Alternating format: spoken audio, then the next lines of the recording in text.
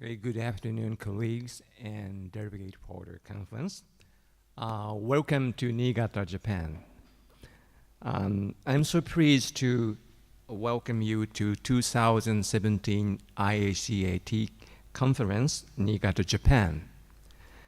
This is the sixth conference, and this is the first time visit in Asia, and so it is quite honor to ask for us to have in Niigata, Japan.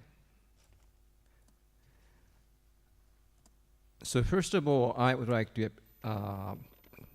I'm deeply grateful to the 9 sponsors, especially for our platinum sponsors, Benes Corporation, Pacific Metric Corporation, and GMAC. In addition to these sponsors, we have strong support from Niigata Visitor and Convention Bureau, Niigata Prefecture, and also Niigata City governments, who provide us various kinds of subsidies to enrich our conference. Okay, already some of you learned some new concept in the morning session workshop by expert in the field. And this year, more than 80 researchers from various countries are involved in the conference to share their findings and advance assessment through CAT. We prepare 5 keynote speech as well as presidential address. These will shed light on CAT from different perspectives. And more than 40 parallel sessions and 5 symposia will cover a wide range of the topic related to theoretical and practical aspect of CAT, which surely stimulate attendees' academic desires. It helped. In addition to an excellent academic program and series of workshops, social events are also planned in order to build a professional network and to promote friendship. At the reception party tonight, you can enjoy some dance by beautiful Japanese lady. And please enjoy watching the performance, but don't go so crazy like these guys. This is so stupid. Sometimes it happens in an actual performance in Japanese old restaurant, but please be cool at the reception.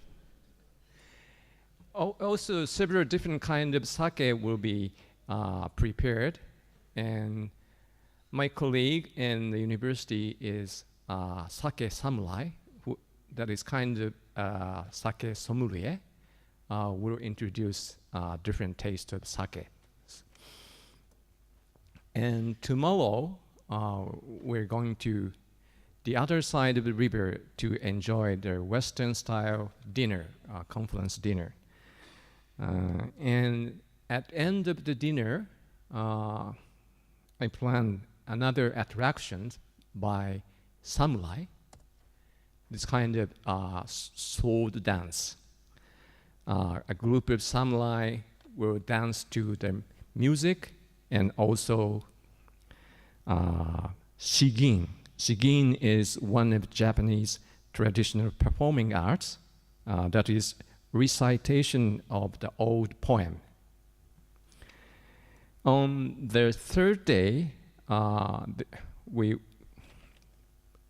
have a planning to go on excursion to the museum,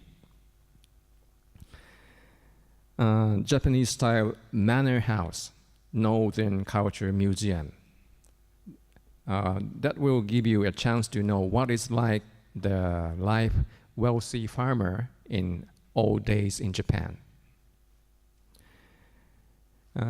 Also, Japanese-style dinner will be served, And also you can taste the real rice cooked in this type of iron pot, hagama. You can taste the rice cooked in this traditional iron pot. And still there is a few tickets for dinner and also several tickets for excursion. So if you haven't registered these two events, please try to access to the same site. You register for the conference and buy a ticket at your earliest condition. Okay, I hope everyone have a nice time during the conference, and please enjoy your stay in Niigata and also the conference. Thank you very much.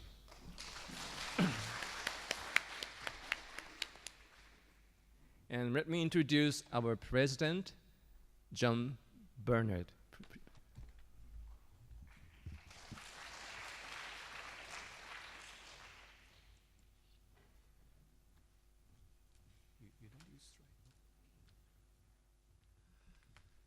Thank you, Tetsuo. This is a long way to walk.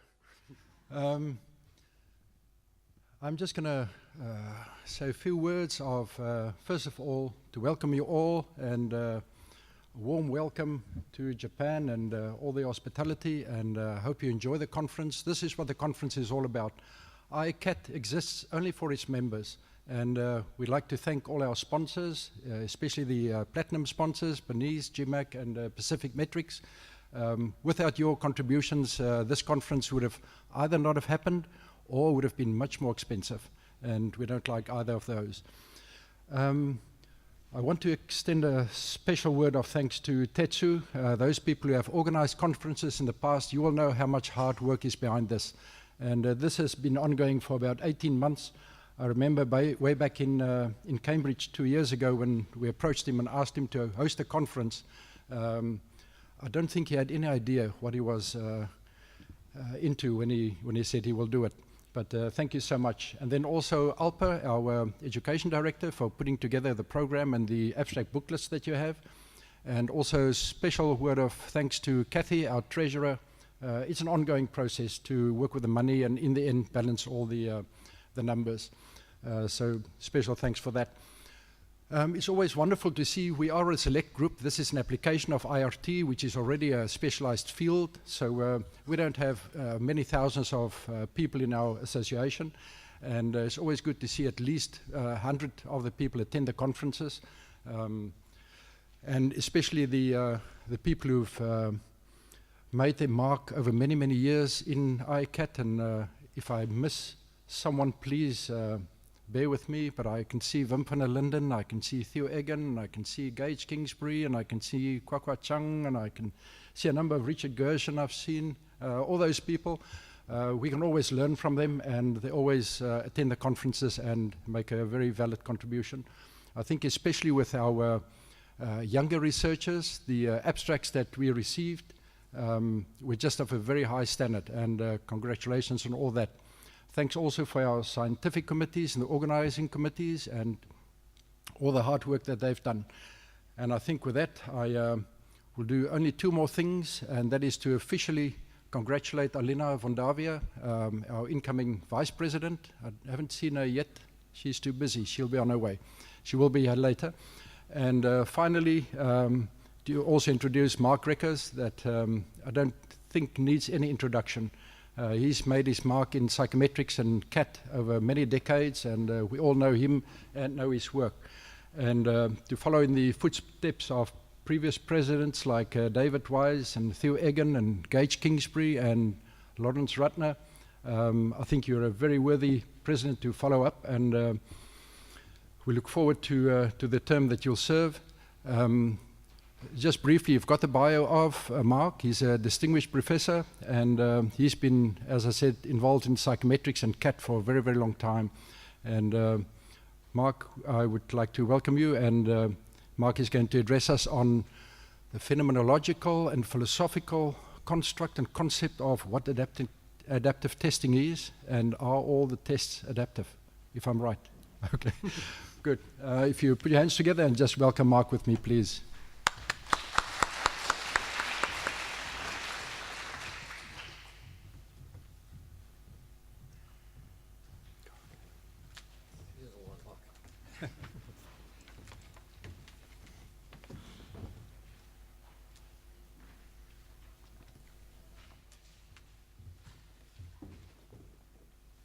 Well, first of all, I want to thank you all for being here. This is wonderful.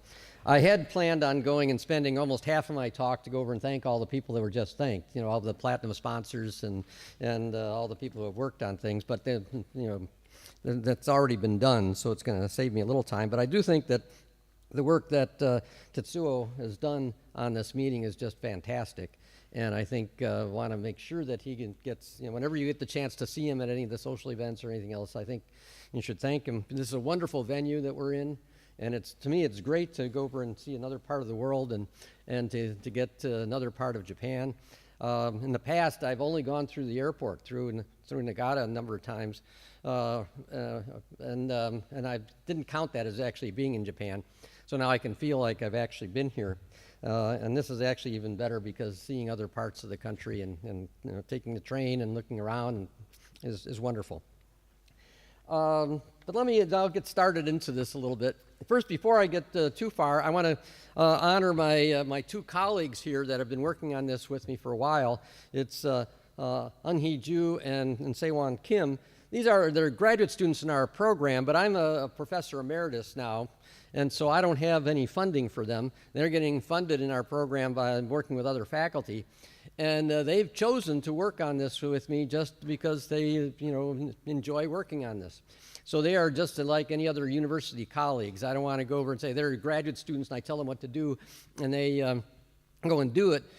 We meet regularly. We talk about the problems that we're interested in. We work on how to design the research, and they are fully collaborators on these projects. So I want to give them a lot of credit. They actually do more work than I do, so they've done an awful lot of work with it. Okay, let me make sure I get the buttons working properly. Okay. First, a little bit of background, and it's nice to actually talk to a group like this because you're all very sophisticated already about the ideas of adaptive testing, so I don't have to go to a lot of explanation for it. But I think you probably have noticed that there is a strong interest in moving into computerized testing in general and to forms of computerized adaptive testing overall. Now, I did work initially on the research related to the ASVAB test. That's in the U.S., the military test, the Armed Services Vocational Aptitude Battery. And that was one of the first large-scale computerized adaptive tests. And so that's been around for a long time. But there are now licensure certification exams that are administered in a computerized adaptive format. There are now many more educational assessments that are moving in that direction. And originally, when these tests started, from my point of view now, computerized adaptive testing was very simple-minded. Really, I didn't think that at the time, but looking back on it, it was fairly simple. Basically, you're picking an item, and then you're trying to find the sets of items during the process of the test that's going to give you the best estimate of location on a latent continuum. And that now seems pretty simple. But what has happened over time is that we've kind of said, well, we need test security, and we'd like to have testing going on almost, daily, all the time. Certainly in certification and licensure, they literally do go almost test every day, and they're worried about test security and people giving answers or information to other folks. So exposure control has become a major issue on tests. People also want content balancing. This is the one that gives me a lot of trouble because you use a unidimensional IRT model to run the assessment, and then you are upset by the fact that the assessment doesn't go over and give you the content distribution that you like. So you either should be assuming a multidimensional model instead of the unidimensional model, but people don't want to do that either. So we get into a conflict here about, so there are a lot of tests that do content balancing, and it's become a big part of this. And then the other thing is that people are getting now into bigger items, into test slits or even different kinds of items that are computer simulations. And so the whole process of doing adaptive testing has become very, very complex with a lot of parts. And a lot of you in this room have contributed to all that complexity and come up with solutions for it. Now, the reason for this talk and why I have that particular title is I do sit in on a bunch of advisory committee meetings of one sort or another. And there are some times when I'm sitting in those advisory committee meetings, they're asking us to review the results of the tests that they've produced. And in particular, I have one particular one in mind that stimulated this. I was sitting in this meeting, and there was one of the vendors that was working for a state organization that came over and presented the results on their computerized adaptive tests that they had produced for this particular state. And as I was looking at the results that they were showing, I was noticing funny patterns in the usage of the items, and I was noticing some other kinds of things that had to do with how the exposure was working. And I started thinking about, well, how really adaptive is this? And there were reasons for why they had all these issues. It had to do with the way their computer software was configured. They were doing a web-based thing, and they didn't want to load too many items down to the computer at that particular site where the test was administered at any one time. And so they were sort of restricting the pool whenever they were selecting items. There were a lot of things going on. But it made me wonder, okay, they're calling this an adaptive test, but how adaptive really is it? So it turns out you can make an adaptive test function very poorly and be not very adaptive by having an inadequate item pool. And you can think of the really silly example of if all the items are exactly the same difficulty and you could have 200-300 of them, but they're all the same difficulty, you don't get much adaptation because everybody's getting items of the same difficulty no matter what your algorithm is. Too much exposure control. People get too worried about exposure control, and that adds randomness into the process of selecting items for the most part, so that you're doing something to reduce the adaptation through exposure. Extensive content balancing. Sometimes you see that, in fact, I saw it about a month or so ago reviewing results. They said, well, there was only one, there's a reading test, one passage in the entire pool that would fill this content thing. So everybody had to get that. Well, so that means no adaptation. Everybody's getting the same set of items because they didn't have a pool that was big enough. These things interact with each other. And then, of course, when you get testlets, sometimes you have something like a reading passage that has a lot of items associated with it as the testlet, and those may have a wide spread of difficulty, so even though you may have adapted on the selection of the passage or the set overall, there's a wide range of difficulty, so the overall amount of adaptation is not really that high. So I was looking at all this, and I was trying to say, and I was asking the contractor that was doing this work to say, can you show me how adaptive your test is? Is this really adaptive? Or have you put so many constraints on it that it no longer is adaptive? And so it got me thinking about this idea. It would be nice to have some kind of information where you could say how adaptive a test is and give a quantitative measure of that. So this is a long standard thing in psychometrics. You get reliability coefficients to say how much error there is. We look at validity studies, validity arguments to try and make a validity argument for the thing. So I figured, well, let's see if we can come up with some kind of a measure. If somebody calls something adaptive, can you really make a good argument to say that it really is adaptive? So that's the question. And maybe you all have answers to this question in your head right now. Here it is. How adaptive does a test have to be to merit the label adaptive test? So it's truth in advertising. It's kind of saying, you're going to call it this, it should have some amount of adaptation. So that's what I want to kind of get into here. Now the overall presentation, and I have to pay attention to time to make sure I don't run too long. I can get myself into a fog up here and just say, especially I'm jet lagged still, and I'm kind of, what time of day is it? So I can start wandering off on different topics. But the goals of these presentations are first to go over and present some indicators that our group is going to sort of recommend as ways of assessing how much adaptation there is. So that's one thing. The second is to, given those indicators, if you like them, but we'll talk about that, is to give some benchmark values for those indicators to say, well, if it's above this amount or on this indicator, that's clear evidence that adaptation is going on. If it's below that level, then the adaptation is less than, the criteria that we're working for. So we'll get into that a little bit. And then show the results of the application of these indicators, first to some simulated data and then also to some operational tests. So we're going to get a combination of all of these things. Now the last thing I wanted to do is, because it's become very popular in the US lately at least, is that the idea of having a multi-stage test as a replacement for a full item level adaptive test. And the reason it's become so popular is because generally the multi-stage tests don't use as many items overall. They don't need as large an item pool. And they also allow people to go over and take the modules on the multi-stage test and do reviews on them as chunks of items. And so they can worry about position effects and all these kinds of things in advance, and where they can't do that with a full item level adaptive test. So this has become very popular.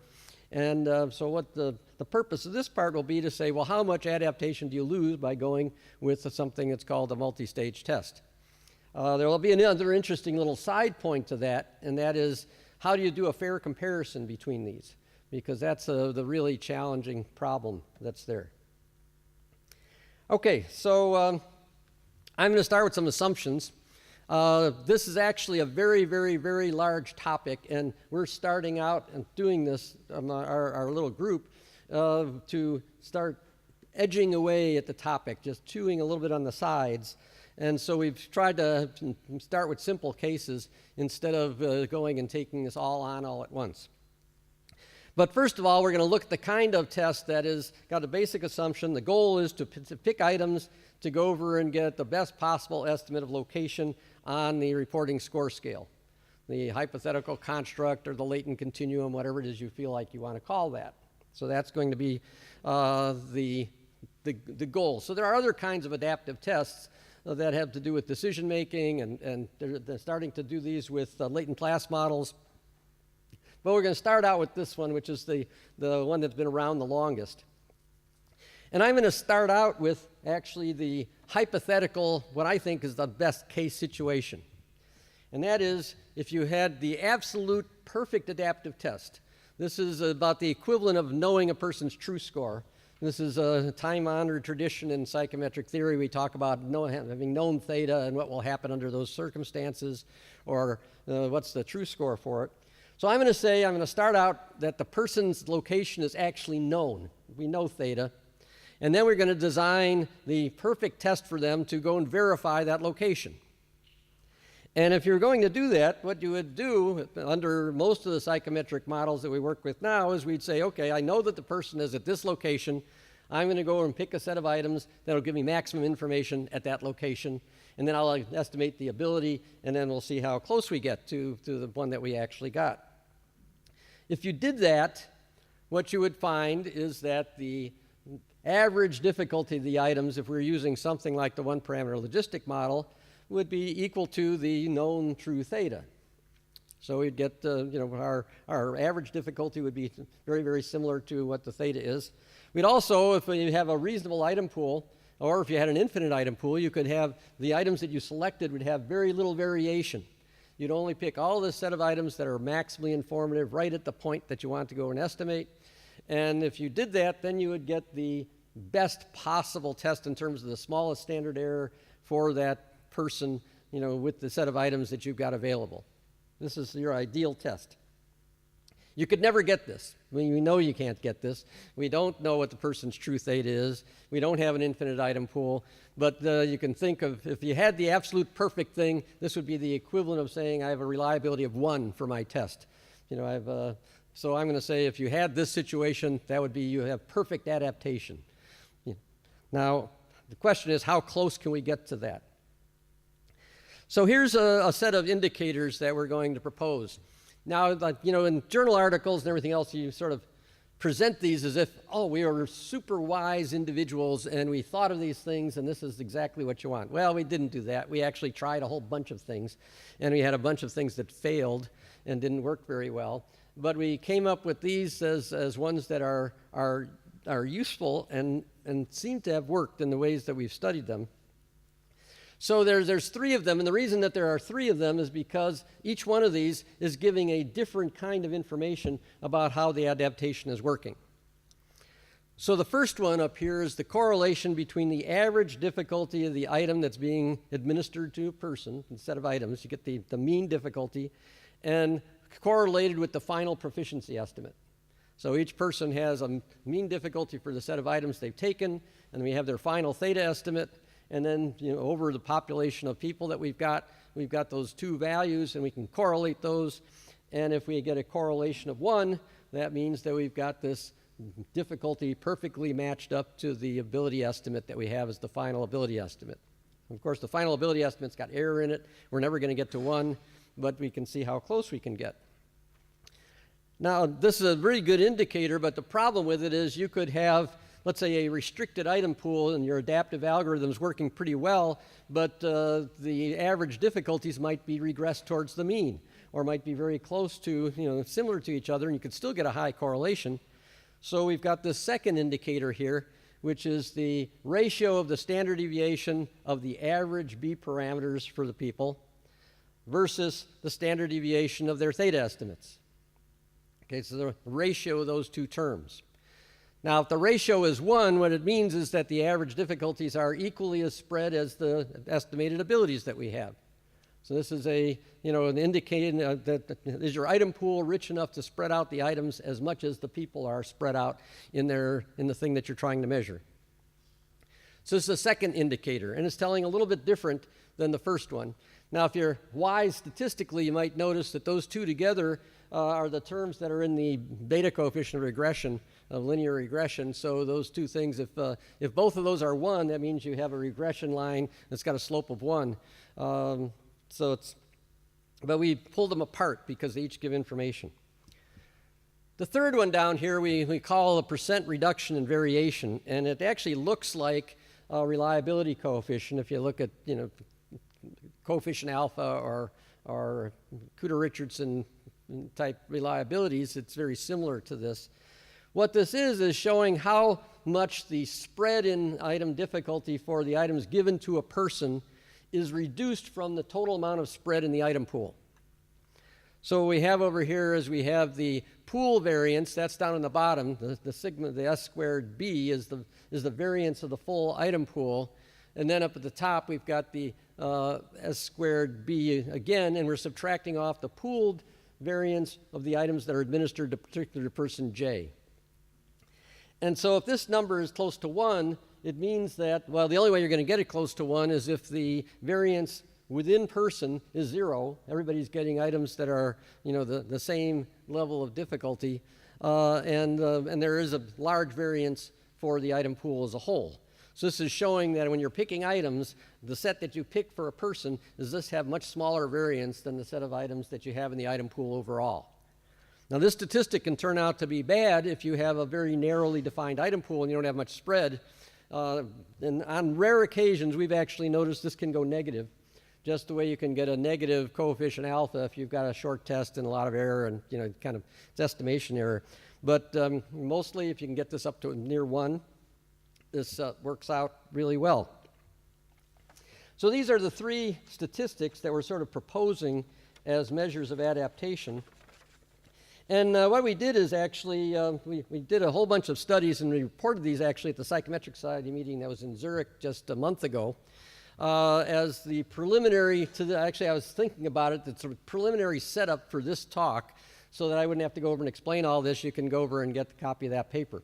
So, but what we did is we ran a whole bunch of simulations in generating data that varied the size of item pools, varied the amount of spread in item pools, varied the amount of exposure control that we had on item pools, and looked at the statistics for all these simulated cases, and then looked to see what would be considered reasonable from a point of view adaptation. So we created a set of benchmark values, and these are the values that we've got here, and then we actually applied this to the NCLEX computerized adaptive test. This is the NCLEX RN exam for nurses that they actually put up money for this meeting, but that didn't affect my results. I just want to say that the benchmarks are showing what levels of adaptation we found in simulated tests before we started getting degradation. When the item pool started getting too small, then we got numbers much lower than this. Or when the exposure control was way too strict, then we got numbers lower than this. Or if we didn't get much spread in an item pool, then we got numbers that were lower than this. So in doing all the simulation results, we decided that this correlation should be somewhere around 90 or low 90s in order to show that you've got good adaptation. That this ratio standard deviation should be somewhere around in the mid 0.8 values, to say you have good adaptation. Now that statistic can actually go above 1 if you have really weird item pools. If you have item pools that have very widespread range of difficulty and not too many items in the middle, you could get the second index to be greater than 1. And so it's actually the difference of that index from 1 which is the important part. So if you got a value of 1.2, that's equally as bad as something that's like a 0.75. So that the second one, the benchmark for the last one is a values around 0.8, or above, are considered really good adaptation from the simulation work. Now, when we applied this to the NCLEX exam, it looks absolutely wonderful. And I presented that to them, and so they said I have permission to present it here. So it's, all these things look very, very good. Now, the NCLEX, though, is a very special exam. It's a long exam, and it has a very large item pool. So the item pool that they typically use is around 1,600 items, but the exam is variable length that goes from a minimum length of 60 up to a maximum length of 250. So it's an unusual exam, but it adapts very well. And I was sort of waiting to see if Tony Zara was going to show up. But meanwhile, I just have to give maybe Gage credit for this because I can't remember who actually designed this exam to start with. But it does tend to do a really good job. But it is unusual. It's long, big item pool. Okay, so this is preliminary work. This is before we're going to get into what I really wanted to talk about here. So these the results that we have there, first of all, they're based on an item pool that's calibrated using one parameter logistic model, the Roche model. So you may not be able to generalize. If you're doing things with a 3-parameter model, I'll show some results a little bit later, then you use the point of maximum information as opposed to the B parameter when you're doing these statistics. So the point of maximum information is shifted over a little bit depending upon the level of C and A that are in the 3-parameter model, but you can use exactly the same statistics but just with a little bit of a shift. And then this ratio indicator I already mentioned, it can differ from 1, can go above or below, and these statistics are sensitive to item pool size, pool spread, and exposure control. So these will change depending upon, and you can get terrible statistics if you push those things too far. Okay, so that's background. If you want to know more about any of that background, there's a full paper I'm going to be submitting to the proceedings for the Psychometric Society meeting, and you can get the slides, and I can give you all the details about that. That's already actually been written up, and we've got all that to be presented. Now this, from here on, is all new. This is things that we've done since all that work, and we're trying to go over and look at things a little more detail, specifically looking at how much do you lose if you go to a multi-stage test as opposed to a CAT. By CAT, I mean the item level, picking each item at a time to go over and get your best estimate. Okay, now the multi-stage tests. Multi-stage tests are typically the following kind of thing. You have a fixed form routing test, which is the first one that you give to everybody. They go over and take this routing test, then you make a decision about which test in the second stage that you're going to give. Now, those are usually called modules that have been made up in advance, and they vary in difficulty. So you could have something with only 2 second stage modules, and then you'd have a 1-2 design. Or you can have 3 or 5, and you can look in the literature, and there's a lot of variation on this. But you have to have at least 2 second stage modules. Then you can have more levels to this multi-level test, so you can go 3 or 4. When I was at the Psychometric Society meeting, and actually at the NCME meeting earlier this year, I was asking people if there is an optimal design for multi-stage tests. And I couldn't find anybody that told me exactly the perfect design for a multi-stage test, but I did hear some people that said that they liked the 1-3-3 design. So I said, okay, we'll use this for this study, at least as a starting point, to see how things work. So what we decided, we're going to use this 1-3-3 design, so one routing test, 3 levels at stage 2, 3 at stage 3, and we got routing rules to go between them. And at the routing test, we were thinking about our simulation. We're going to have a 40-item test overall. And this is just in our decision, we were thinking in design terms. we decided that maybe this first routing test, making the correct decision to place people into the second stage, was important. So we put 20 items on the routing test and then 10 items at each of the other stages. Now, we can argue about it. I don't know what the optimal combination is. We tried out different ones. This seems to work pretty well. So we've got 3 second stage and 3 third stage tests. So that's what the 1-3-3 design means. And then we started getting into this to try and figure out how to do a fair comparison and to really do a good job of building a multi-stage test. And our little group, we were arguing back and forth about what's the best way to do it. So instead, we came up with 2 different ways to do it because we couldn't decide on which was the best one. So one way was that we figured that the people who wanted this test, what they would like to have is to get equal usage of all the items.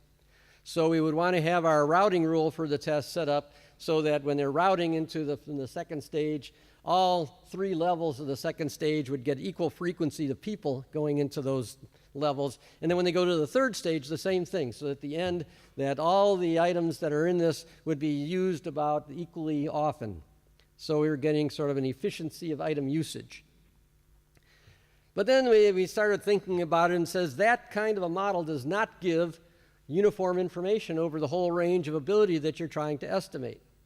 So we said, well, let's design a different one that instead gives uniform information over the range from -3 to +3 on the theta scale, and we'll work out the 3-stage 1-3-3 design that'll give us uniform information. Now, in order to do that, you actually have to go over and create each of these modules that would give uniform information as well. So this becomes more challenging in the way that you design the test. But we went through and did this, and I'll show you results to show that we were successful. So we wanted to make this a fair comparison. So this was part of a challenge to all this. So what we decided we wanted to do is to sort of think about having a master item pool, and we're going to be creating all of these things out of the same master item pool. So and we're going to use similar goals for the assessment. In other words, trying to go over and measure all the people as well as we could over the range of ability. So we went through this whole process of doing it with these different kinds of modules. So what we started out with is we actually generated 1,000 items. This is basically, we picked b-values out of a standard normal distribution to say this is our master pool. Then what we did is we went over with for the item level adaptive test using some work that I actually presented here in 2007 at this not here, but the forerunner of this meeting in 2007 on using what we call the bin and union method to go over and design an item pool. So we used that to go over and design the best item pool we could for the item level computerized adaptive test. And from that, we found out that we needed 378 items distributed in a certain way across the theta range to go over and get the best pool. And then what we did is we went to this 1,000 that we had in our master pool and selected items out of that 1,000 to match those specifications and created the 378 item pool. Now the multi-stage tests needed 100 items. There's going to be 20 items in the routing test, 60 items at each stage, so you get 100 items overall. And we selected those 100 items out of that same 1,000-item master pool to go over and create the multi-stage test to meet those 2 requirements we had of trying to go over and have, and I'll show you the results of that in a minute, of having either equal frequency of people allocated to the different modules or getting uniform information over the whole range. And then for the rest of our simulation design to check out all these things, we just assumed we have a population of people that are normally distributed 0-1. We took samples of 500 out of that population. And the reason we used 500 is because we felt that the statistics we're looking at would be stable enough for use in a practical way with a sample of 500. Reliability or correlations are well estimated with 500. Variances are pretty well estimated with 500. So then we went and replicated this whole thing 100 times. That's where, my colleagues on this did a lot of work to go over and get all these things set up. Now in the CAT, the full item adaptive one, we started everybody at 0. We're not worried about this is simple, no exposure control, no, not worrying about anything. Start everybody at 0.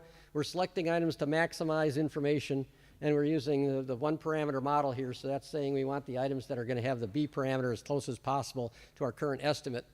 We're using maximum likelihood for estimating the proficiency or ability.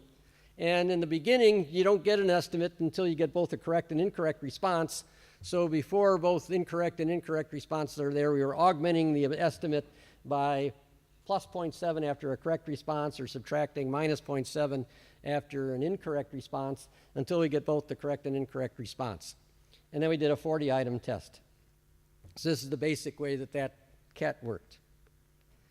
The multi-stage test, got a lot of stuff on this slide, but this is the one that we're trying to get equal frequency into the modules. So in this one, the first stage test was set up to have 2 routing points, minus 0.44 and plus 0.44. And if you're above plus 0.44, you go into the hard second stage module. If you're between those 2 values, you go into the middle one. If you're below minus 0.44, you go into the, and those numbers were picked based on some simulation work to go over and say what will give us equal frequencies going into these. And on the side there, you can look at these. You can see the mean and standard deviation of the items that were in those particular modules and the minimum and maximum. Now, and then in the second stage, we also needed routing rules to route them to the third stage. So this one's saying for the easy second stage module, it has 1 point because we're only going to let people go to either the easy or the middle. And that value is minus 0.69 is the decision point being used. And it gives you the rest of these. So I won't go through all the rest of that. And then the third stage doesn't need any routing. That's the end of this thing. In the third stage, we tried to have these be good at measuring over the range that of the examinees that are coming into that level at that stage. So you can see this is sort of complicated. We're trying to build the best possible multi-stage test that we can to make it a fair comparison with the item level one that we had. Now we're doing trying to get uniform information. We had to change things a little bit. So we're dividing the theta range up into sizes for the second stage that are 2 units wide, 2 theta units wide, or 2 logit units wide. So our routing points are at minus 1 and plus 1. And the reason we have to do that is if you want to get uniform information overall and you have the same number of items, you have to have the same width of range. If the range in the middle is narrower, then you're going to get a peak of information as opposed to trying to get this to be flat. So this is the design we were using there, and if you get these slides, you can compare and see that there's more spread in the difficulties of the modules in this design than in the previous one that we had up there, and that's to try and get this uniform information over the full range that we've got for these folks. Okay, so first thing we did actually after we did all this, we just ran these simulations just to see if they would do a decent job of getting estimates of theta. And we also threw in a fixed test, which was just a 40-item test with items randomly sampled out of our master pool to go over and use that as a comparison. And what you see, the true thetas are all the same because it was all the same population. The estimated thetas are slightly different, and the big thing to notice there is that the standard deviations of those are going up as you go from the item level CAT to the fixed test because you're getting larger amounts of estimation error that's in there, which those tests are actually less. The reliability is going down as you go down the table. And you can see this mostly in the standard errors, where the standard error for the item level CAT is 0.33 and the one for the fixed test is 0.42. So this is where you're seeing the advantage of doing the adaptive tests. These are 40-item tests in all cases, but you're getting your standard error is changing because you're doing a better job of targeting the person. So this basically convinced us that this looks like it's working fine. So what you see, though, is you get really high correlations in all cases. Our 40-item regular test is not doing badly. It's got a correlation with true theta of 0.93, and a lot of people will be perfectly happy with that. So it's it's not any of these tests are terrible. It's just, but our purpose now is to say, are they adaptive? Which ones are doing a good job in doing adaptation? Okay, let me take a breath. Okay, so first of all, the fixed test just doesn't do as well. Now we're going to get into these statistics. Well, actually, before that, what I've got here on this next slide, I wanted to show whether or not we were successful at doing the routing the way we wanted it to. So at the top is this equal distribution routing, in that we wanted equal frequency of people going into each level. And what you can see is on the third level for the top one, you get a 29.8. You could round that to 30. The one in the middle is 35. The next one is 35. They're approximately equal in the proportion of people that are being routed to the third stage, which is what we were trying to do. So they're not perfect. You know, this is there's some lumpiness because we're using the Roche model and we're doing routing, and you only have 10 items to do the routing, and you go over and you get one more item right or wrong. That changes your frequency. The frequency distribution is discrete. So it's you can see a little bit of that. The one for uniform information, though, is quite different. Because we were using those routing points of -1 and 1, you see that middle category has got 61% in it. If there were a perfectly reliable test, that would be 68%. You know, chopping out the middle, part of the normal distribution, and we'd have 16% on each side. So what we're getting here is our frequencies are really quite different between the easy and hard versus the middle one, but that's a consequence of trying to get uniform information. So it's a design consideration. What's more important to you? Measuring everyone equally well, or getting equal usage of all the items in the item pool? So it's now to check all this, to make sure, again, these are things, just checks. These are information functions. They're empirical information functions that are based on averaging the information from the sets of items that each individual got. The top one in blue is the one from the item level CAT.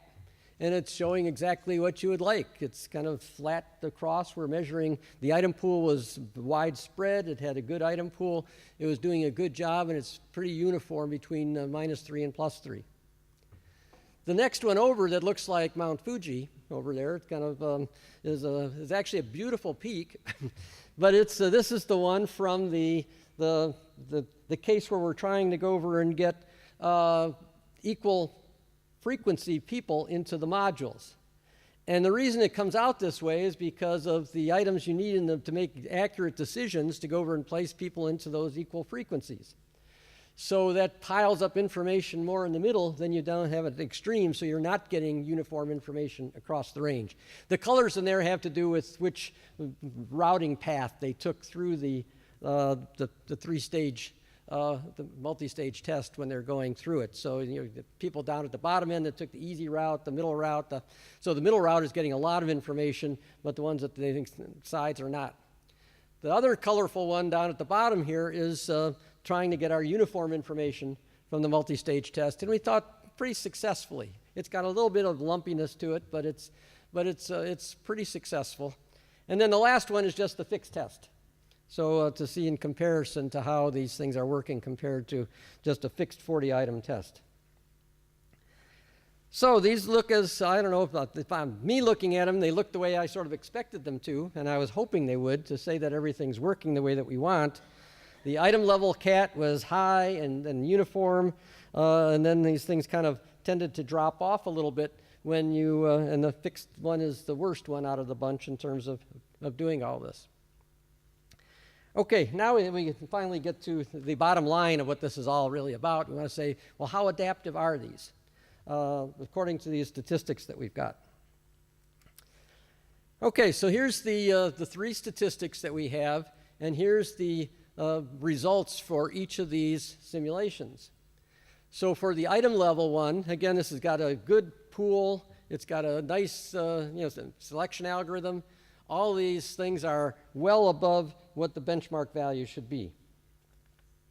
Okay, remember they were sort of 90, 80, and 80. So these are really, really, really high. And of course, this is a simulation. Everything's working perfectly. So you're never going to get that in real life. The classification one, this is where you're trying to get equal frequency into each of these tests. It drops off. The correlations a little bit lower than we'd like. You know, the benchmark was around 0.9. The ratio is 0.62, has dropped quite a bit. And that's because when you're doing it's not a surprise when you're doing a multi-stage test, people don't have as much variation in the kinds of items that they're getting in terms of the mean difficulty of those, because you only got 3 levels that you're playing with, so it's not going to have as much variation. And then the percent reduction variation is also low. Surprising, this was the one I did not predict. I didn't predict this, the last one, uniform information, is that this percent reduction variation is way down to 0.33. It's very low, and what we would like to have something up near the benchmark value is above 0.8. And this is because there are so many people getting the same test in that middle range.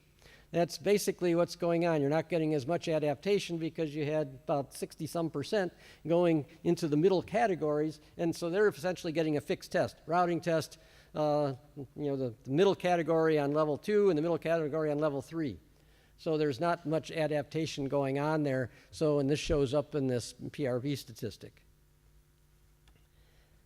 Okay, so look at this, and you see, well, the CAT is notably better than the multi-stage tests.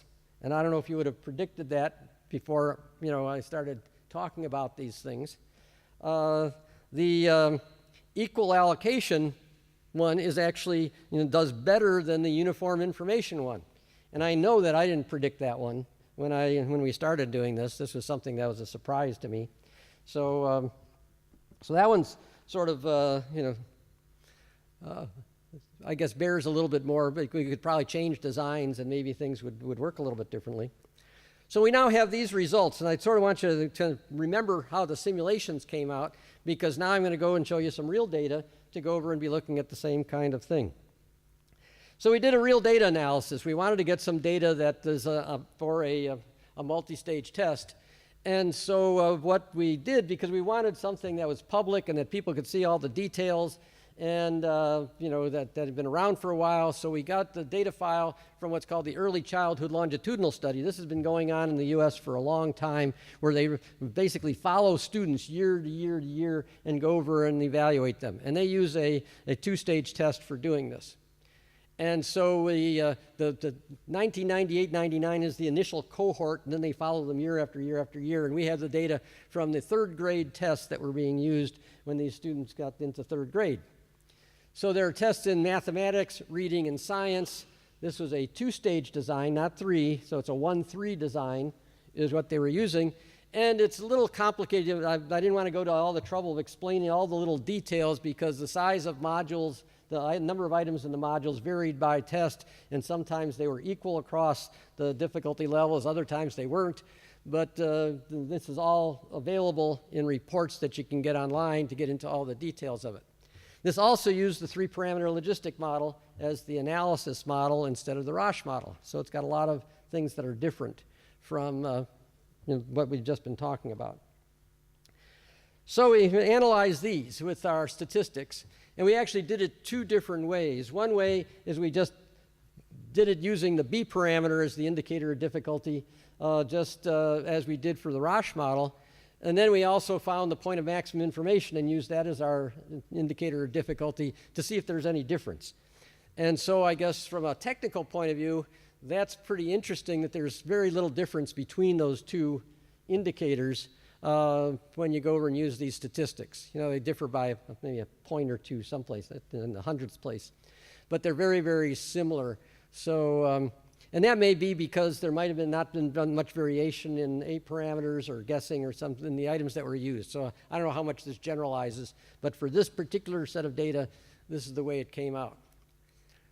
Now, when you look at these results, you can see compared to our benchmarks again, the benchmark values were around 0.9 for the first one, somewhere in the around 0.8 something in the middle for the second one, and then around 0.8 for the third one.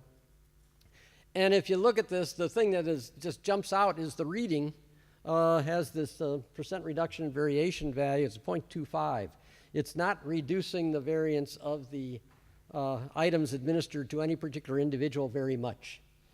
And what this is a result of is that the range of difficulty of the modules, that they might call them easy, hard, and middle, but there's a lot of spread in every one of those, and there's a lot of overlap in difficulty in every one of those. So even though they have these things arranged that way, there's not an awful lot of adaptation going on in terms of the really focusing the set of items at the final ability estimate for the persons.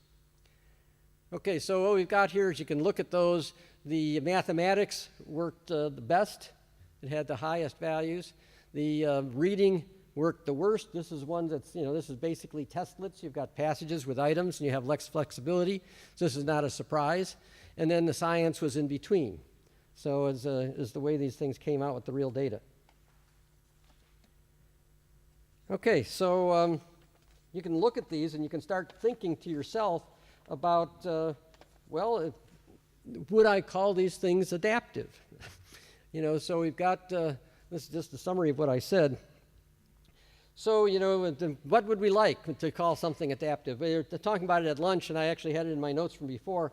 Years ago, there's an article that Martha Stocking had when she was working on adaptive tests at ETS, and she, I think, coined the phrase, and I think I checked with Howard Weiner, and I think he says that she coined the phrase, which was called, instead of having a cat, calling it a bat, as the flying animal. And the BAT would stand for barely adaptive test, as opposed to computerized adaptive test. And so the question is, how bad does it have to be before we want to say it's no longer a cat, but it's become a bat? So we can start looking at these things. Overall, my conclusions are these statistics give useful information. I've started to use these on a number of different kinds of tests, some of which I can't report because I don't have permission from the people who own the test to go over and report it. And we see a lot of variability in these things on different kinds of tests. So these things seem to be useful and give useful information about it. For the case of the study that we've got here, the multi-stage tests are less adaptive than the item level adaptive tests. And I don't know if that's a surprise to you or not. It's not really a surprise to me, but it might be to policymakers out there that are thinking they're going to substitute a multi-stage test and it's going to be equally good to the item level adaptive test that's out there, and they want to do it because they think it'll be cheaper, you need a smaller item pool, and you can do more thorough reviews before you go over and do it. I was thinking about this, the multi-stage test on the real data. I think I could have, if I were in charge, could have come up with a better multi-stage test design for the ECLS and done a better job. When you start getting information like this, you can start thinking about, well, if I really want to be adaptive, how would I change the design to do this? And in fact, I was thinking about in our simulations, if we want to go and do some more simulations, I was thinking if I really wanted to improve the adaptive and multi-stage test, I might go with a 1-3-4 design instead of a 1-3-3 design. So at the last stage, I have more spread, and then I can get more adaptation out of it because I have more places or more differences that I can have for examinees that are of different ability. But we haven't tried doing that yet. This is just something you kind of thought about. So in general, you can see the operational tests, in this case, were less adaptive than they could be if they were well designed. And we're giving this a starting point on a whole program of research to go over and see how well all this stuff works. So the question to you, as we sort of finish up, is how adaptive does an adaptive test have to be before you're willing to call it adaptive? This is sort of the opening question. We have benchmarks for an adaptive test that's working well, but I don't have a benchmark to say it's so bad that we want to call it this bat instead of a cat. So I don't know what the lower bound is that I'm willing to say, well, if it's above this point, we'll say it's somewhat adaptive. And if it's below that point, you shouldn't be using the label.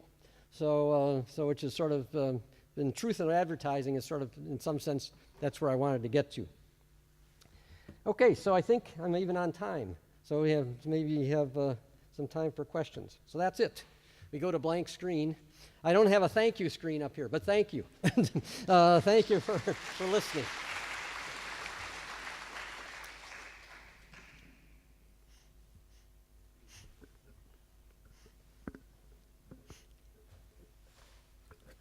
Hi, thank you very much for this presentation. So you basically showed that on simulated data or real data with simulation of adaptive tests, CAT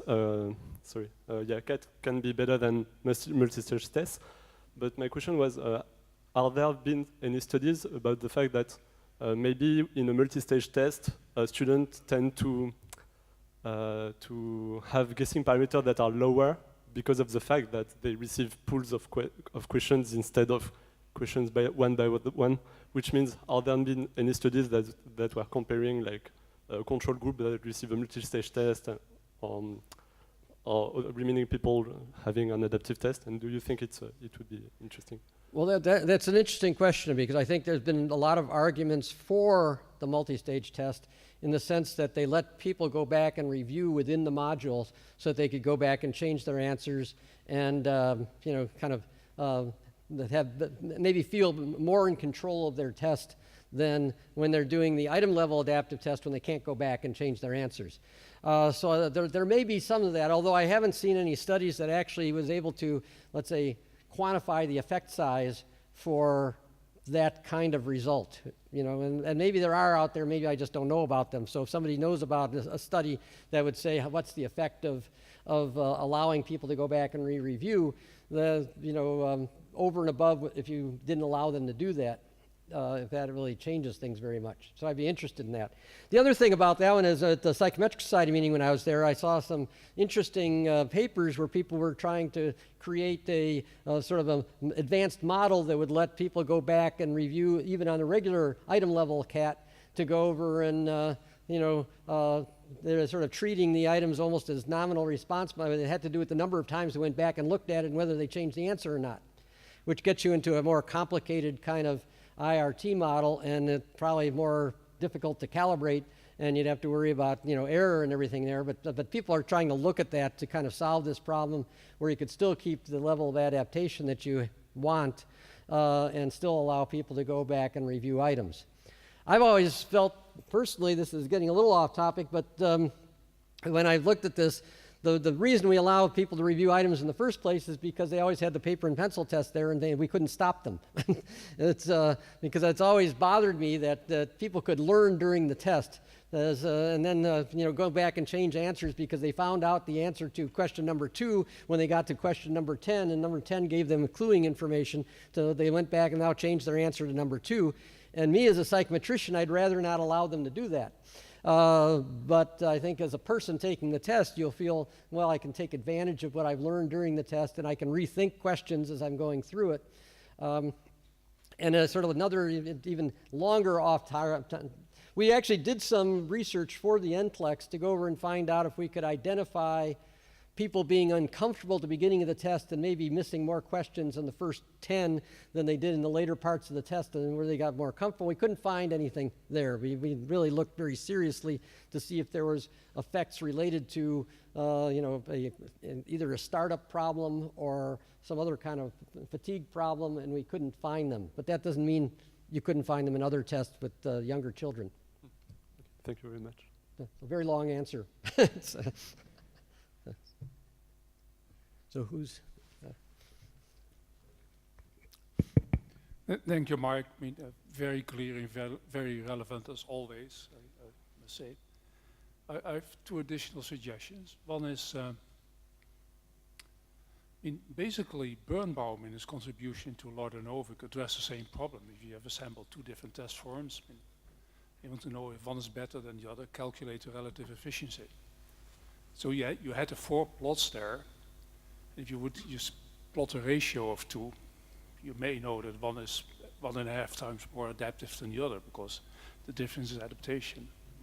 So that might be a useful method. And then the second method, you could go 1 step further and just use the relative test length.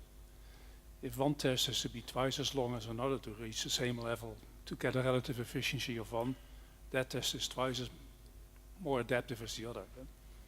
So. I think those are both great suggestions, and I particularly like the relative efficiency. When we started this, what we were trying to do is to be able to come up with some simple statistic that we could show people at State Departments of Education how adaptive their test was. So we wanted to have nice, straightforward, here we want this to be 0.9 and it's only 0.7.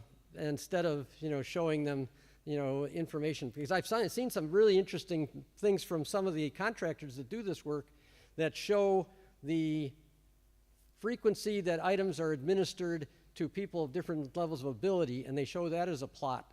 And some of those plots are really interesting, that you can kind of see how well the adaptation is working by seeing a lot of plots for items and seeing where they're actually being used. And sometimes it's a straight line. It's like they're used everywhere. There's no adaptation going on. Sometimes they're very peaked, showing these items at this difficulty are only being administered to people at a particular place. And so those are really, sort of interesting things to look at too. But in our purpose here, we were trying to figure out something relatively simple and straightforward that we could, get a contractor to put into the technical manual that they give to a State Department of Education. And that's why we ended up with these numbers. But I like your suggestions. And then we actually, if we get into a more technical paper, we ought to include these as ways of helping to understand exactly what's going on. Okay, thank you, Mark, for your interesting presentation, and it gives me a kind of thinking. I have some troubles somewhere, and that's the question. Maybe you can comment on that. Who should be happy with a high level of adaptivity? Is that the student? Does he get something from it, or is it the psychometrician because you get better measurements, or is it the test vendor? I'm not sure about it. Which your measures are doing. It's a kind of fitting of average difficulty to the ability of the student at the end of the test, or maybe also during the test. I'm not sure. I'm not sure who should be happy with a high level of adaptivity. Can you comment on that, please? That's actually a really good question, because the thing about an item level adaptive test, if you are a really bright individual and you take this, you're going to get a test that's much harder than the test that you would normally be getting for a fixed test in a classroom test, because you're used to doing very well on a test, but all of a sudden the items are matched to your ability, and so you're getting a lot of hard items. If you're a low ability person and you take the adaptive test, you get a test that's much easier than you normally would have, and you should feel better about that. They walk out and say, "Oh, I feel great. I can answer, I can answer half the questions." So it's kind of, where before I could only, on the regular test, can only answer, 10% of them or something. So it depends. That there's an interaction with the level of ability of the person as well as the focus. Now, I'm sure that for me, I'll represent psychometrics, and I'd say as a psychometrician, it makes me happy. If I'm calling it an adaptive test, and it really is, then I feel happier about it. I feel, from the point of view of the examinee, maybe if we make some good, this is instructional materials to the examinee to go over and say, well, if this test may seem really hard to you, but you're getting a better estimate of your ability, and so overall, you're better off if we do a good job of estimating your ability than if we do a bad job. But then, we could get into decision theory. If I'm a poor student, I'd rather have you do a bad job estimating my ability, because I might get lucky and get above the passing score, even though I'm really below it. So it's kind of, when you start getting into those kinds of motivations, I don't know how to take all those into account at one time in my head. But it's, so I'll just say it, the psychometrician should be happy. Thank you, Mark, for sharing your new tools we can use to evaluate the adaptiveness of a cat. Your proposed index focused on mainly a relationship between the variance of B and variance of theta. And variance of B depends on the quality of pool or characteristic of pool. And variance of theta mainly, it can be affected by the choice of estimator. So ML usually have a much wider variance, whereas MAP or EAP or other Bayesian approaches would shrink the scale and make the standard deviation of theta smaller. And I don't know how would you address that kind of a variance with your index.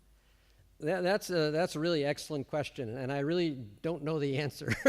So it's something that I think that we need to look at more thoroughly, because let's say if you took the same data and used an EAP estimator versus a maximum likelihood estimator, you know, and then of course there's also error in estimate of the item parameters as well. So, you know, there's a lot of things that are going on here, and I can think of a lot of research questions that need to be done to take care of that. Now, clearly, we have looked at the issue of item pool, and it's clear if you have a bad item pool, you're going to get poor adaptation. That one's fairly easy. You know, how good it has to be, that's you know, a different issue about how you go over and design the characteristics of that item pool. But I think you're absolutely right in terms of if you have, the fact is I can't, you know, think of anything to use except the best estimator that we have at the end of the test. So if I can think of some better, you know, thing to use in place of that, you know, and I think that would be preferred. If I knew the true theta, then I would use that. But we can do it in simulation, but we can't do it anywhere else. That's why all these results, when we did the simulation, we never used true theta. We were always still using the estimated theta so we could see a little bit more realistically how this would work out. But I just don't know the answer. Good future research for our project. Thank you. I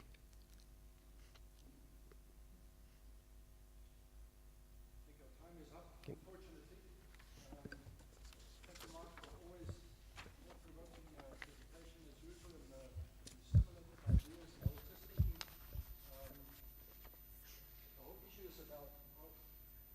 the whole issue is about how adaptive is it with and the constraints is actually confounding it. Maybe we should revisit some age-old things like you take these, let's say, content constraints and run sequential adaptive tests, very unidimensional in that sense, and then maybe generate, if you wish to have a theta, by weighing the thetas by the standard errors of all these content areas, getting the overall one. But that'll make it more adaptive again. But it's got some other problems. But thanks for stimulating our thoughts and so on. And I think after this, we're in for some tea and then some parallel sessions. And later on, we have Tetsuo's Gija sessions and all those things. So thank you very much, Mark, for a very interesting talk. Thanks so much. And thank you, everybody who's here, for listening.